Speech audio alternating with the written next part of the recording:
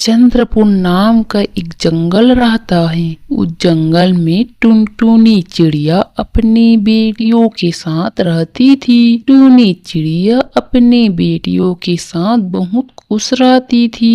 उनके घर के पास में ठीक कालू कौवा का घर रहता है। टुनटुनी दीदी, ओ टुनटुनी दीदी, जरा सुनो तो सही, दरवाजा खोलो दीदी, मैं आपके पड़ोसी कालू कौवा।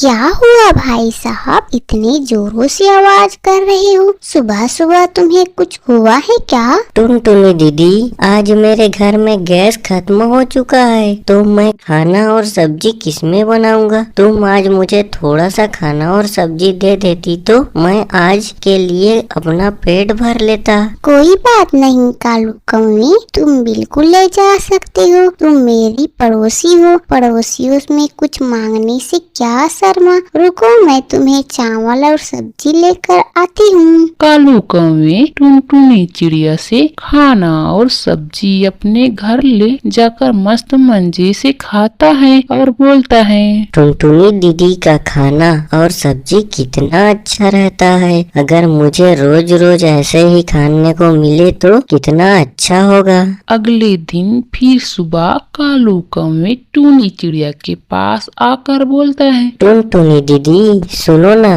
मेरे घर में सर्प आ गया है। उस सांप से मैं बड़ी मुश्किल से अपनी जान बचाकर भागा हूँ। मैं तुम्हारे घर कुछ दिन के लिए रह सकता हूँ क्या दीदी?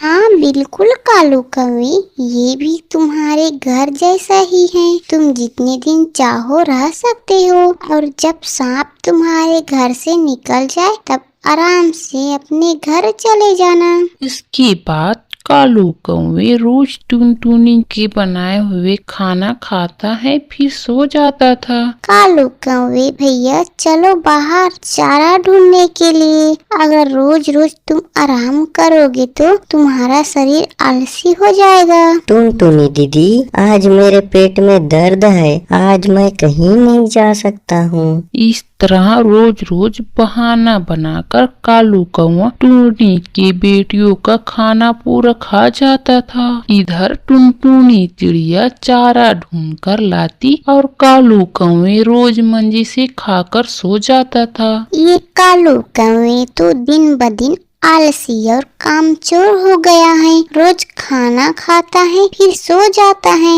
मैं इसके घर जाकर देखती हूँ सही में सर्प है कि नहीं। इसके बाद टुनी चिड़िया कालू कौवे के घर जाती है तो वहाँ कोई सांप नहीं रहता है। अच्छा, तो कालू कौवे खाने और सोने के लिए ही मेरे घर में आया है। अभी उसका ठिकाना लगाना होगा। टुनटुनी चिड़िया अपने घर आकर कालू कौवे से बोलती है, कालू भैया, मैंने तुम्हारे घर से सांप को भगा दी हूँ। अब वहाँ सांप दोबारा नहीं आएगा, तो चलो तुम्हारे घर। कालू कौवे उदास मन अपने घर चला जाता है। उसे टुनटुनी चिड़िया के घर का गद्दा और खाना बहुत याद आता है। फिर वहीं टुनटुनी के दरवाजा में आता, दरवाजा खोलने के लिए बोलता है, लेकिन टुनटुनी चिड़िया समझ जाती है और बोलती है, कालू भैया, आज मेरी मौसी आई है तो मेरे घर में जगह नहीं है।